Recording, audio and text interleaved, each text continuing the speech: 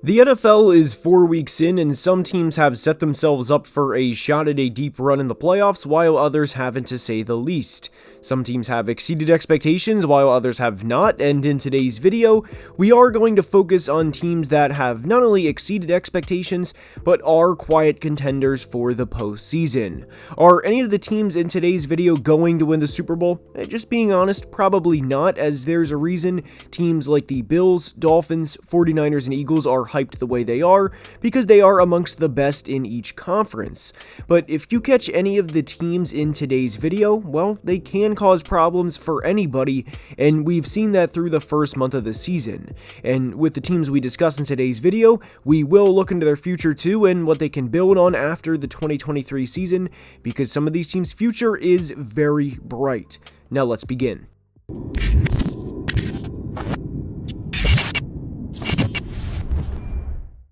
And we are starting today's video with the Tampa Bay Buccaneers. Tampa is an interesting team because heading into the year they didn't have very high expectations, yet through 4 weeks they enter their Week 5 bye with a 3-1 record. They've allowed more than 17 points in just one game, which was to the Philadelphia Eagles, and in the 3 games not including the Eagles game, they've allowed a mere 43 points, which equates to just 14 points per game.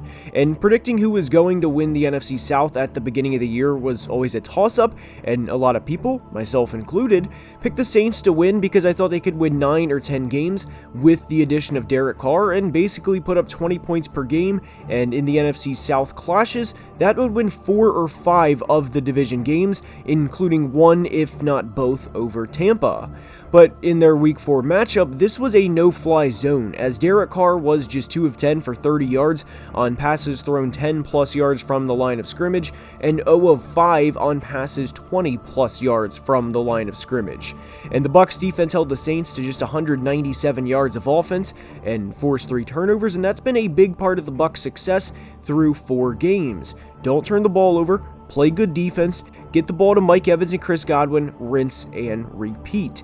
And in 3 of Tampa's 4 games, they've scored 20 or more points, and if they score 20 points in 13 or 14 of their games this year, with how talented this defense is, it's not an exaggeration to say Tampa can go 11-6 or 12-5. Because remember, they're going to have 2 games against the Panthers and 2 games against the Falcons, and with how bad Bryce Young's supporting cast is, they can sweep the Panthers, and if they can limit Atlanta's ground game, which Tampa has done a good job of doing so in 2023 in 3 of their 4 games, and force Desmond Ridder to beat them, and hell, by the time they play, it could be Taylor Heineke starting, but the point remains, Tampa can sweep both Atlanta and Carolina, and thinking out loud, and given they already have 3 wins, that would put them at 7 wins on the year, meaning they would have to go 3-6 in the remaining 9 games they play to get to 10 wins, which is more than doable.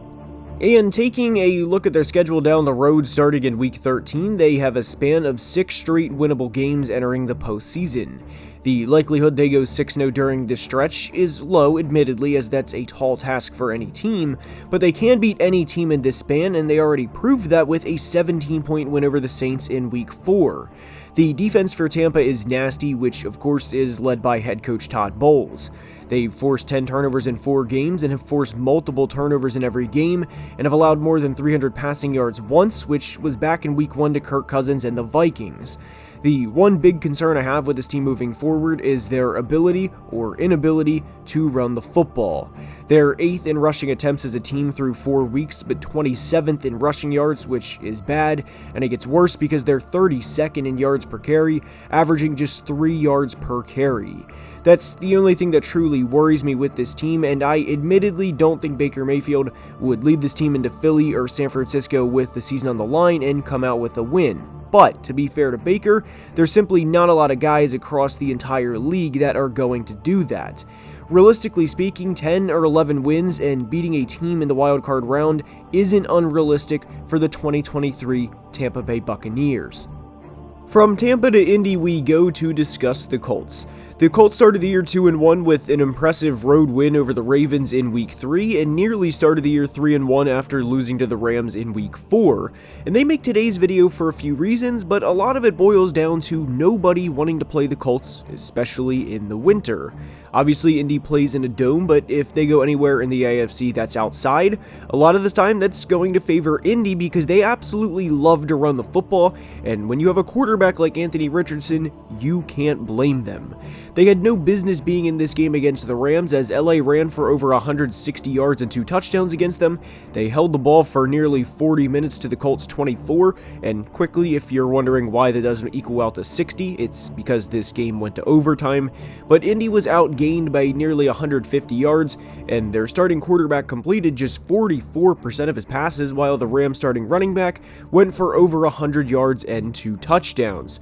Oh, and their leading receiver in Puka Nacua went for a $163 and had the game-winning touchdown.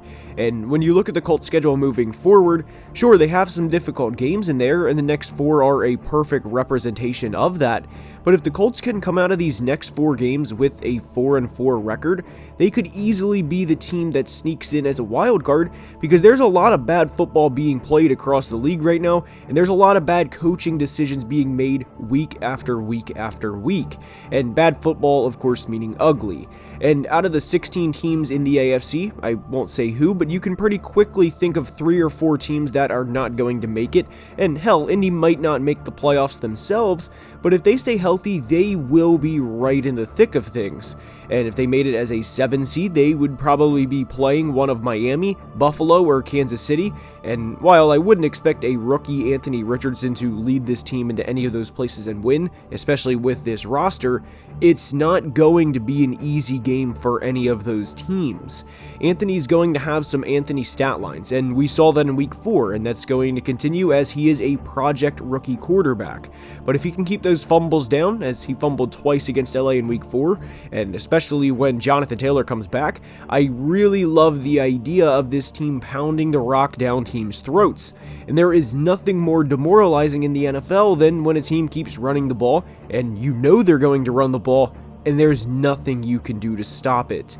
But it's not just running the ball with Anthony either. Believe it or not, he is currently second in the NFL in completion percentage against man coverage, and this is per Next Gen Stats. And why this is big is because if Anthony is doing this well this early against man coverage in just 3 starts, what do you think it's going to be as the season goes on and he keeps progressing? They are going to be a thorn in every team's side moving forward. Back to the NFC to discuss the Bears. Oh, never mind, this is quiet contenders. Never mind. To discuss the Seattle Seahawks. Seattle is 3-1 after a dominating Monday night win over the Giants, and despite the Seahawks being 3-1, and congratulations to them on the hot start, by the way, I don't think they're close to playing the best football they can.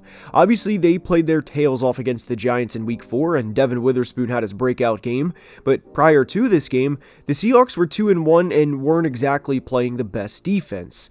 They allowed a 300-yard passer in each of the first 3 games, and it happens, especially in today's NFL, and they played Matt Stafford in Week 1 and Jared Goff in Week 2, who has a ton of weapons to work with.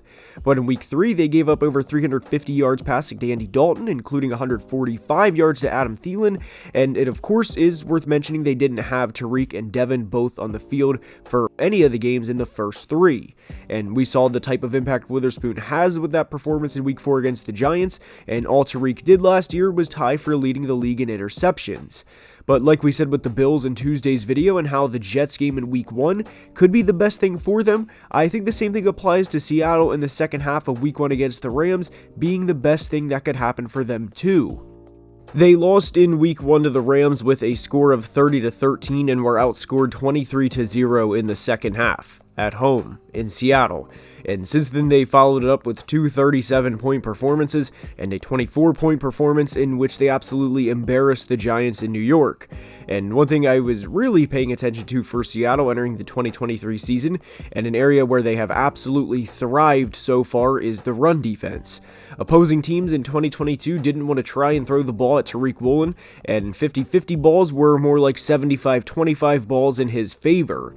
So what they did was pound pound the rock, and when Seattle didn't want them to run the ball, well, they kept pounding the rock. And Seattle finished the 2022 season 30th in rushing yards allowed and 26th in yards per carry, as they allowed an average of 4.9 yards per carry, which is, well, awful. And through the first quarter in 2023, they're 6th in rushing yards allowed defensively and 3rd in yards per carry allowed, and that 4.9 has gone down to just 3.2, and this is a big reason why they are a quiet contender. If they can stop the 49ers or Eagles ground game when the time comes, this will play into Seattle's game plan, and this is what they want from them. They played the 49ers 3 times in 2022, and 3 times they allowed 150 yards or more rushing, and they also went 0-3 against them. And the Seahawks entered the 2023 offseason with one goal in mind, and it was, how can we beat the 49ers? Because Seattle is sick of them, and they're sick of 3 out of 4 NFC Championship games, and they want to get past them in the worst way. And a player Seattle missed in 2022, and future Hall of Famer Bobby Wagner, has stepped up and played a big part in their run defense this year. And from a pass rushing standpoint, they have 5 guys already with double-digit pressures, and they are just one of 2 teams to have 5 guys with double-digit pressures through 4 weeks. The other, you guessed it, the division rival 49ers. And when these teams play this year, it's going to have serious playoff implications. And despite how the games went last year with the 49ers, do not count out the Seattle Seahawks. Next up is the Tennessee Titans, and they make today's video for a few reasons. They have a Week 7 bye, and after the Week 7 bye, their schedule isn't all that difficult, and given they already have 2 wins on the year, it's not unreasonable for them to get to double-digit victories. And the biggest thing moving forward for the Titans is Ryan Tannehill absolutely cannot have a game like he had in Week 1 against the Saints. Period. They lost by a single point as the score was 16-15, and Tannehill completed less than 50% of his passes and threw 3 interceptions. And as of now, that's the difference between being 3-1 and 2-2. And they had Joe Burrow in a pickle in Week 4 as he threw the ball 30 times in this game, and he only threw the ball 10 or more yards down the field 3 times. And it's because the Titans' pass rush was getting home and often. And somebody commented in a video recently to show the Titans some love, and when they're playing the nasty physical Titans football like we saw in Week 4, they will be a nuisance for everyone to play, and that's been the story with Tennessee over the last few years. And prior to King Henry's 122-yard game against the Bengals in Week 4, he had a slow start to the 2023 season, and people were starting to toss the word washed out there in regards to Derek, and I think people need to slow down a bit because, like an actual tractor, sometimes it takes Derek a little while to get going, and he's usually at his best when the Titans need him most. For a few years now, the Titans have zigged while everyone else has zagged in terms of how they go about winning and what their goals are year in and year out. They're pretty open that they will pound the rock until you can't defend it anymore, and even then, they'll continue to pound the rock. My only concern with the Titans, aside from Ryan Tannehill throwing them out of games, is teams getting the ball out quick before the Titans' pass rush can get home. Because very quietly, the Titans have a good pass rush, which of course is led by all-pro defensive tackle Jeffrey Simmons. Their game plan of running the football, not committing turnovers, and letting their pass rush get after you is very simple, but it works. Yes, they got absolutely destroyed in Cleveland, and I'd be surprised if that's not the worst game they play, not just in 2023, but perhaps in all of the Mike Vrabel tenure, and I think that will prove to be a significant outlier. The Titans started the 2022 season out 7-3 and finished the year 7-10. And if there's anything Vrabel remembers about last year, it's how humiliating that stretch of games were, highlighted by the Eagles game in Philly in which they would lose by 25 points. And the Titans are going to remember that for all of the 2023 season and be a very sneaky team nobody wants to play. I hope you enjoyed today's video, and if you did, please like and subscribe, as only about 24% of people watching are subscribed, and it helps in a big way. We are closing in on 100K, and again, I cannot thank you guys enough for the support, and until next time, please be safe, and have a great day. Love you guys.